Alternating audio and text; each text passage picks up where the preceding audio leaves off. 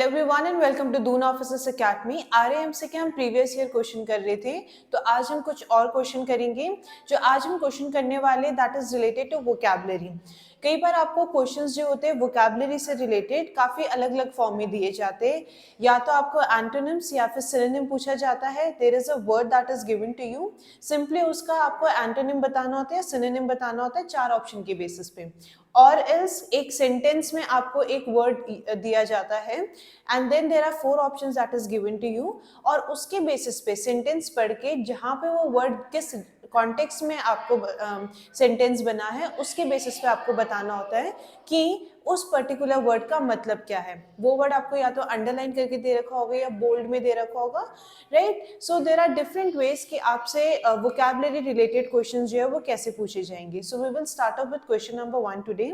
Again जैसे कि आपको हर बार बोला जाता है कि जो भी आप क्वेश्चन कर रहे हो एक बार खुद से ज़रूर आंसर करो, because once you have answer the question तो आपके अकॉर्डिंग आपने उसके पीछे जो भी रैशनल लगाया है या जो भी लॉजिक लगाया है और करेक्ट आंसर क्या होना चाहिए उसके पीछे क्या करेक्ट लॉजिक है वो भी जानना बहुत ज़रूरी है।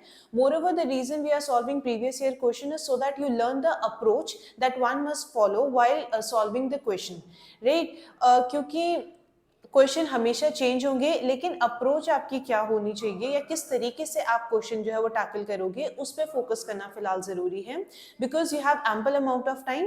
तो आपकी प्रिपरेशन जो है वो आप उसके अकॉर्डिंग कर सकते हो। फर्स्ट स्टडी द टॉपिक, जो भी टॉपिक से रिलेटेड क्वेश्चन है उसको एक बार पढ़ लो and then solve the question related to the topic. से आपने प्रीपोजिशन के कोई भी आपने रूल्स पढ़ लिए हैं तो उससे रिलेटेड क्वेश्चन आप जो भी प्रैक्टिस क्वेश्चन कर सकते हो या प्रीवियस ईयर क्वेश्चन कर सकते हो, right.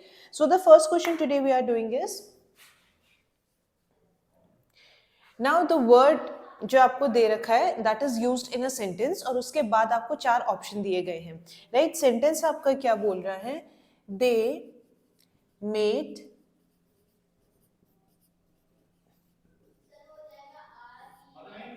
spurious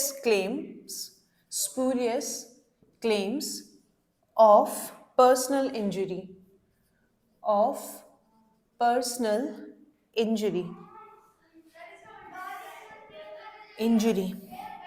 Now in a bracket it is given that you have to tell the antonym of the underlined word, ठीक है। जो आपको वर्ड दे रखा है spurious उसका आपको एंटोनिम निकालना है, मतलब ऑपोजिट मीनिंग वाला ऑप्शन आपको चूज करना है।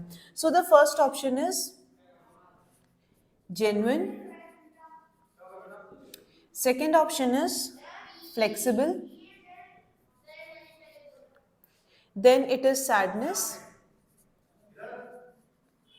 or else it is absurd,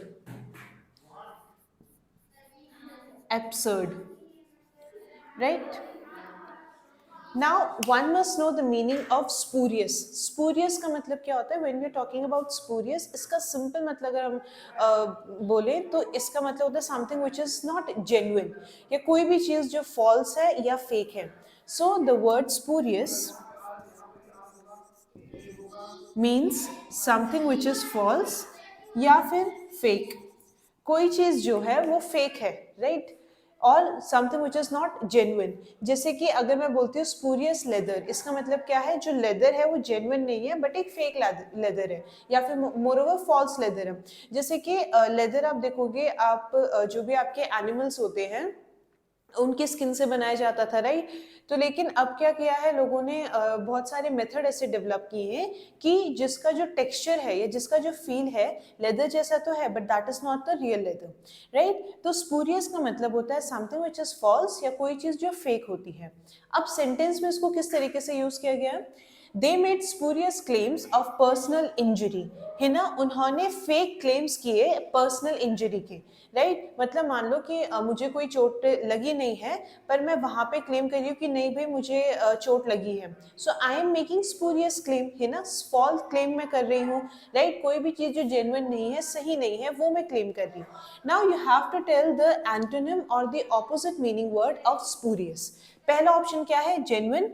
देखो स्पूरियस अगर उसका आपको सिनोनिम दिया जाता या सिनोनिम पूछा जाता, सिमिलर मीनिंग पूछा जाता, तब आप फॉल्स करते, राइट। लेकिन स्पूरियस का आपको ऑपोजिट मीनिंग चाहिए, so the answer is genuine, ठीक है। लेकिन दूसरा ऑप्शन क्या है वो भी देख लेते हैं। फ्लेक्सिबल का मतलब क्या होता है, हिंदी में आप उसको बोलते हो लचीला, है ना, राइट। मान लो जैसे कि रबर है, उसको जब जब उसको खींचूंगी तो उसके आप देखोगे कि लेंथ जो होती है बढ़ जाती है, but as soon as release it तो वो अपनी जो शेप है वो एक्वायर कर लेता है। सो फ्लेक्सिबल का मतलब होता है कोई भी चीज क्या है जो लचीली होती है। Sadness, right, someone who suffering from, कोई दुख है आपको, then that is you are suffering from sadness, right. The last option is absurd. Absurd का मतलब होता है कोई भी चीज जो एक सीक्वेंस में नहीं की गई है, राइट। जैसे कि मान लो आपने कोई एक ऐसे लिखा या कोई स्टोरी लिखी, तो स्टोरी में एक बिल्डअप होता है, there is a sequence that you follow, तो वो फॉलो ना करके आपने आगे पीछे सिर्फ ऊपर ऊपर की चीजें बताई, you have not dealt that story in details, तब वो क्या हुआ, एब्सर्ड, ठीक है। कोई भी चीज जब एक सीक्वेंस फॉलो नहीं किया जाता है या जो डेप्थ में आपको चीजें बतानी है वो आप नहीं बताते हो, there we use the word absurd, right. Absurd या फ्लेक्सिबल या सैडनेस वर्ड हो गया, it is not at all related to spurious, ठीक है। एक वर्ड जो है जो एंटोनिम है वो है जेन्युइन। इन केस आपको सिनोनिम पूछा जाता तो आप क्या करते, you will choose the option जिसमें फॉल्स या फेक वर्ड इस्तेमाल किया गया, right. So we have learned the word spurious which means what, false और fake, right. I hope either answer the question.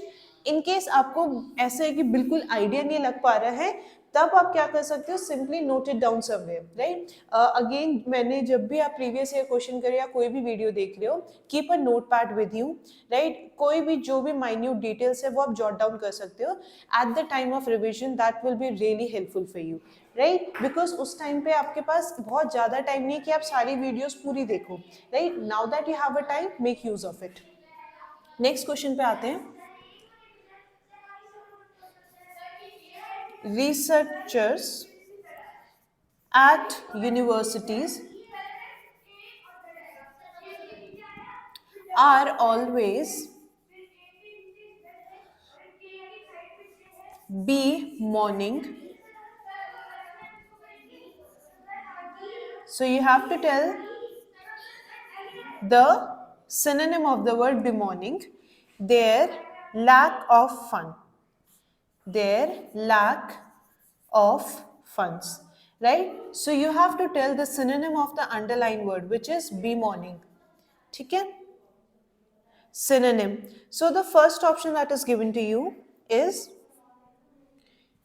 lament. Second option is soothe. Then it is denounce. The last is loath.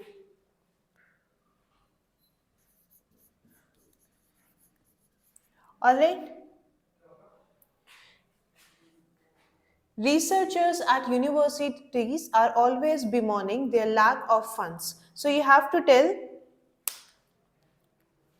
the similar meaning word. Again, when we are referring to synonym, it doesn't mean exactly the same, but उसका जो मतलब है वो काफी हद तक same होना चाहिए, right? Exactly उसका word meaning हो, that is वो चीज नहीं भी है, पर उससे मिलता जुलता अगर कोई भी आपको word दिख रहा है तो वो आप ऑप्शन सेलेक्ट करोगे, right? नाउ देखो अगर यहाँ पे लैक ऑफ फंड है, ठीक है, और वो रिसर्च कर रहे हैं, whenever you are doing any research तो आपको काफी सारी चीजों की जरूरत होती है, right. For example you need infrastructure, है ना। लेबोरेटरी में अगर आप काम कर रहे हो तो आपको बहुत सारे इंफ्रास्ट्रक्चर की जरूरत होती है, राइट। तो उसके लिए आपको फंडिंग चाहिए, तो what if there is a lack of fund, so basically उसका रिएक्शन क्या आ रहा है, दे आर बी मॉर्निंग, मतलब क्या हुआ कि भाई वो दुखी है उस चीज से, राइट। तो उसके लिए एक वर्ड होता है that is lament, so the correct option is lament. There is an idiom also, lament over the loss. Lament का मतलब है किसी के ऊपर दुख व्यक्त करना, राइट। तो लेमेंट ओवर द लॉस मतलब अगर आपने कोई देयर इज अ लॉस, ठीक है, आपके साथ कोई बुरी चीज हुई है और देयर इज एन एक्सीडेंट या कोई भी बुरा हादसा हुआ है, तो you express sadness over it, है ना, उसके ऊपर आप दुख व्यक्त करते हो। So the word lament itself mean, mourn का मतलब क्या होता है ना, जब आप बहुत जोर जोर के रो रहे होते हो ना, that is morning, right? MOANING, right? There is mourn, MOURN also. There is a word called mourn, MOURN. इसका भी मतलब क्या होता है? When you mourn over something, तो basically you are crying over something. ठीक है? So be mourning basically means lament when you are expressing, when you are sad about something. ठीक है? तो उसके लिए correct option जो synonym होना चाहिए, that should be lament. Now there are another option also, soothe. When you are soothing someone, ठीक है, आपने देखा होगा कि that music is very soothing. So now what does that mean? कि that music is basically helping you out, right? मतलब मान लो कि there are a lot of emotions that you are going through. ठीक है, when you hear the music it calms down, right? तो कोई भी चीज अगर आपको soothe कर रही है तो it is bringing peace to you, या फिर वो क्या कर रही है? आपको calm कर रही है, right? Denounce का मतलब क्या होता है? कोई भी चीज अगर आपको मिली है, से आपको कोई टाइटल मिला है, राइट? तो जब आप उस टाइटल को वापस कर देते हो एज अ प्रोटेस्ट, है ना, या फिर आप उसको क्या करते हो, एक्सेप्ट तो आपने किया था कुछ टाइम के, लेकिन आप उसको वापस क्या करते हो कि भाई मुझे अब ये नहीं चाहिए, so you are denouncing that, है ना? अगर आप जब सिटीजनशिप के बारे में पढ़ते हो, या आपके हायर लेवल पे आते हैं वैसे तो उसमें एक चीज होती है कि आपको सिटीजनशिप का जो एक्ट है उसमें आप किस तरीके से अपनी जो सिटीजनशिप है वो कैसे गिव अप कर सकते हो. So the one of the method is denouncing. मतलब जो आप मान लो कि मैं इंडियन सिटीजन हूँ, तो मैं उसको क्या करती हूँ, एक्सेप्ट नहीं करती, और उसको मैं गवर्नमेंट को बोलती हूँ कि भाई मुझे ये सिटीजनशिप नहीं चाहिए, then I am denouncing that. The last option is loath. Loath का मतलब होता है टू हेट समथिंग, है ना? कोई भी चीज जो आपको ना पसंद है उसके लिए हम क्या वर्ड यूज करते हैं? Loath. That is LOATHE. So the correct option for the question is lament, है ना? when you are expressing, when you are sad about something, कोई भी चीज जो है उसके लिए आप दुखी हो, then you use the word bemoaning और lament. ठीक है, ये वर्ड आप कहीं पे नोट डाउन कर सकते हो, और एल्स जो भी आपने वर्ड पढ़े हैं वो सब आप कहीं पे नोट डाउन करके ये लिख लो कि उनका मतलब क्या होता है, right? So next question is the uncaught.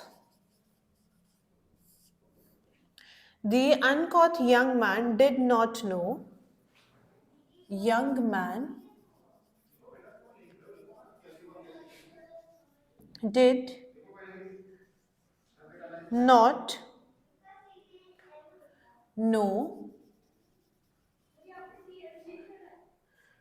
which folk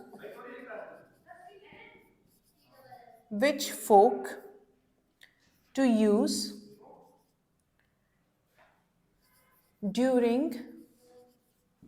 the salad portion of the formal dinner. So you have to tell the antonym of the word uncaught, right?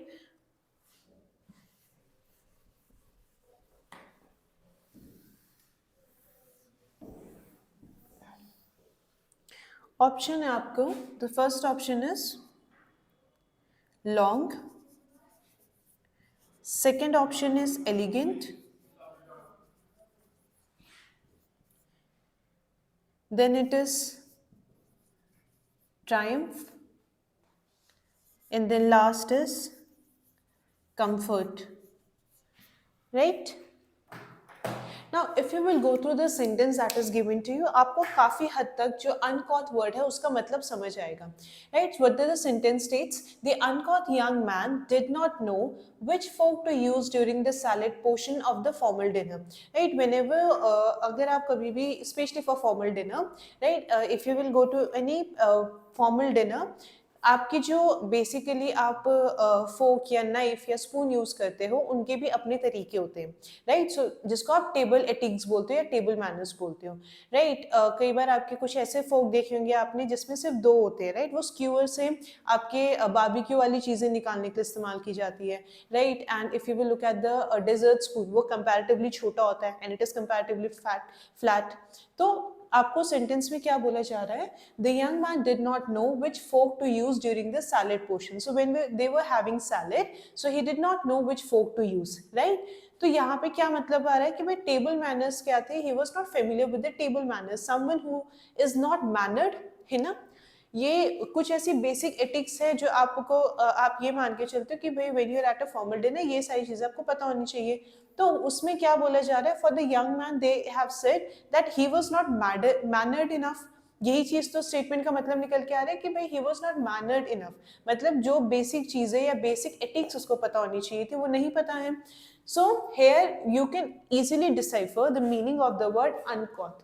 कभी भी अगर आपको सेंटेंस में एक वर्ड दे रखा है और उसका आपको मतलब समझना है तो सेंटेंस के कॉन्टेक्स्ट में ट्राई करो कि किस तरीके से यूज किया गया है, then it becomes easy for you कि वर्ड का मतलब क्या है। So uncouth basically means, uncouth का मतलब होता है इल मैनर्ड, मतलब हु लैक्स मैनरिज्म, जो मैनर्स है जिसमें नहीं है उसके लिए हम वर्ड यूज करते हैं uncouth. Now you have to tell the antonym of the word, that means opposite word. So the first option is long, right? It has nothing to do with the long short, उससे कोई उसका reference नहीं है, सो ये नहीं हो सकता है। Elegant, right? What does the word uncouth means? Ill mannered. Elegant का मतलब क्या होता है? Someone who is very poised, है ना, जो बहुत तरीके से चीजें करता है, तो elegant is the correct option. ठीक है। ट्रायम्फ का मतलब क्या होता है? When you triumph over something तो basically you win over something, तो ट्रायम्फ सिंपली मींस विन, है ना। कंफर्ट एक ऐसा वर्ड है जो आप सबको पता है, राइट? सो कंफर्ट का बेसिकली मतलब क्या होता है? Comfort basically means when you, किसी भी चीज में अगर आप कंफर्टेबल हो तो वो चीज करने में आपको क्या बहुत आराम है, राइट? सो कंफर्ट का बेसिकली मतलब होता है आराम। सो द करेक्ट एंटोनिम और the correct option is elegant, है ना, जो बहुत तरीके से चीजें कर रहा है। और इसमें अनकॉथ का क्या है? जिसको तरीके नहीं पता कि किस तरीके से क्या चीजें करनी है, राइट? अगर वो उसको तरीका पता होता तो आप ये वर्ड यूज नहीं करते uncouth. Next question is,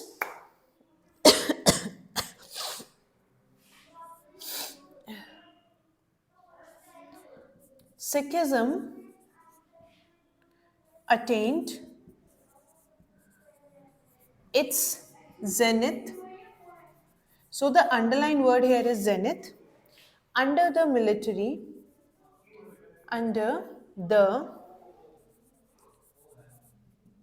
military genius of Ranjit Singh.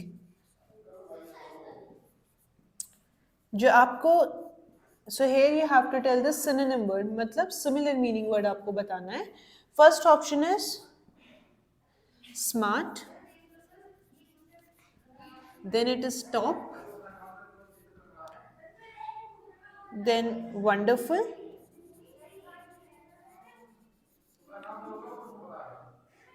then the last option is bright. एक बार सेंटेंस पढ़ो, क्या बोला जा रहा है उसमें। Once you have understood the sentence, you would be able to find out the meaning of the word zenith. ठीक है, zenith का मतलब क्या है? आप बस एक बार सेंटेंस पढ़ो, आपको समझ आएगा।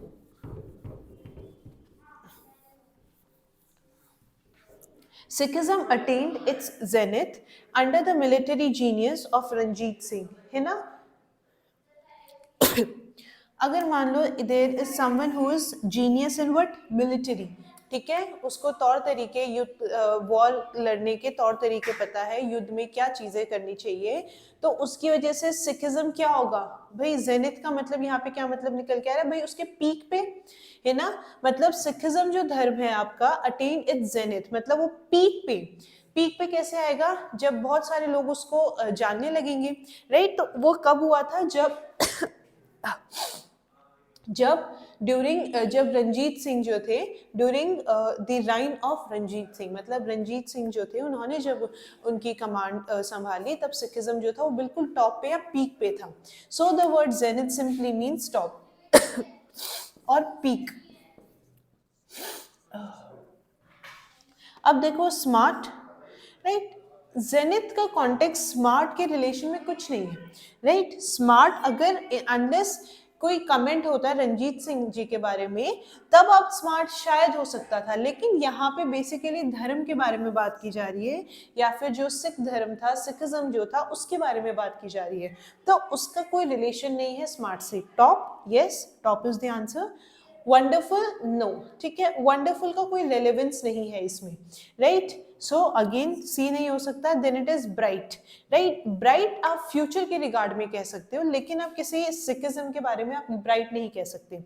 सो the correct option for this is the B option, that is top. तो जेनिथ का मतलब क्या होता है, टॉप या फिर पीक ऑफ समथिंग। कई बार आपने ये इस रेफरेंस में भी सुना होगा that she was at the her zenith of the career, मतलब अपने करियर के सबसे प्रोग्रेसिव पार्ट पे थी वो, राइट। तो जेनिथ का सिंपली मतलब होता है टॉप और पीक ऑफ समथिंग, राइट। कोई भी चीज जो है वो बिल्कुल अपने टॉप पे है, there we use the word zenith, right.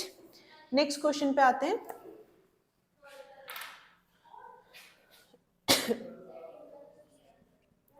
So the next question is, a woman has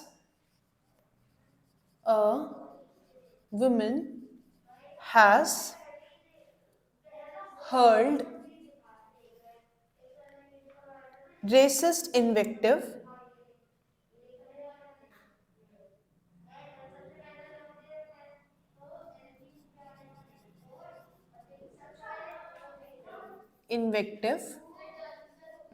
so the underlined word is invective at the family. Now you have to tell the antonym of the word, ठीक है। इसका आपको क्या करना है, antonym word निकालना है। So the पहला ऑप्शन जो आपको दे रखा है that is charm,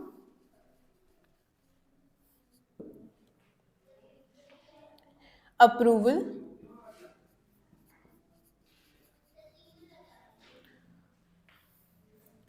then it is apprentice,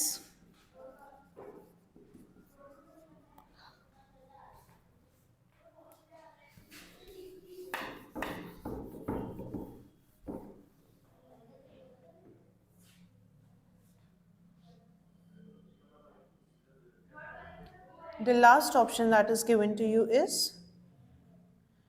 repair, ठीक है। A woman has hurled racist invective, this is invective होना चाहिए,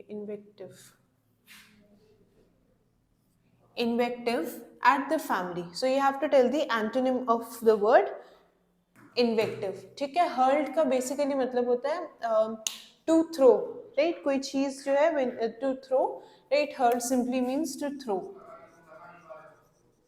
The woman has hurled racist invective at the family, right। अब देखो रेसिज्म जो है, right, भेदभाव किसके आधार पे, रंग के आधार पे, right। अभी भी आप देखोगे कि बहुत सारे पार्ट है जहाँ पे रेसिज्म फॉलो किया जाता है, right, based on what color। तो उसके लिए invective basically word it is a negative word, है ना, ये तो समझ आ रहा है, क्योंकि रेसिस्ट के कॉन्टेक्स्ट में यूज किया गया है। तो और उसका में क्या निकालना, ऑपोजिट मीनिंग। तो उसका अगर नेगेटिव वर्ड है तो उसका ऑपोजिट मीनिंग क्या होगा, पॉजिटिव ही होना चाहिए। सो the first option is charm, approval, apprentice या रिपेयर, ठीक है। अप्रेंटाइज का बेसिकली मतलब होता है जो आप इंटर्नशिप वगैरह करते हो ना, सो दैट इज, तो ये तो नहीं हो सकता। अब आ जाते हैं इन्वेक्टिव का सिंपली मतलब होता है when you are critical about something. Racism के रिगार्ड में है तो बेसिकली क्या है, शी वाज क्रिटिकल, राइट। कोई भी चीज जब आप क्रिटिसाइज करते हो या you are critical about an opinion और अ थॉट, तब हम क्या वर्ड यूज करते हैं, इन्वेक्टिव वर्ड का इस्तेमाल करते हैं। Now the option is charm, नहीं, ठीक है। क्रिटिकल है, किसी को क्रिटिसाइज करना मतलब डिसअप्रूव करना, तो उसका ऑपोजिट मतलब क्या हो गया, अप्रूव करना, right. So the correct option is the B part, ठीक है। रिपेयर नहीं, आप रिपेयर नहीं करते हो, racism is not something that you can repair, है ना। तो करेक्ट ऑप्शन आपका क्या होना चाहिए, that should be the B part, right. एक लास्ट क्वेश्चन और कर लेते हैं।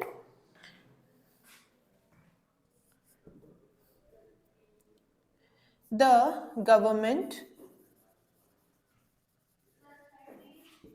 has behaved with crass, CRASS, Crass insensitivity. Insensitivity. Now you have to tell the synonym for the word.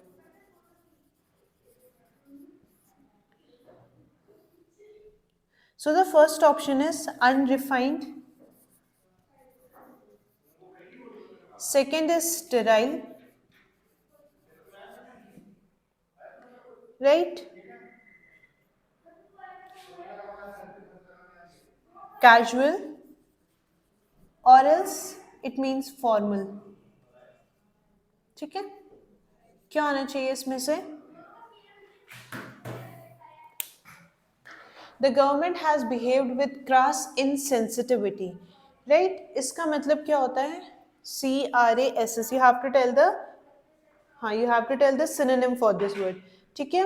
So basically the word crass का मतलब क्या होता है?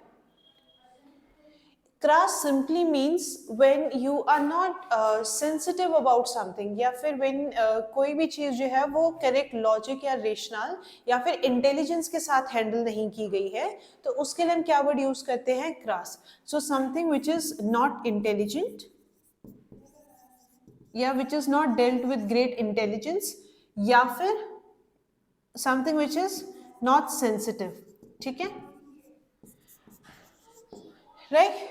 अब देखो अनरिफाइंड का मतलब क्या होता है? रिफाइंड का मतलब पहले तो क्या होता है? रिफाइंड का मतलब होता है कोई भी चीज जिसको बारीकी से किया गया हो. राइट?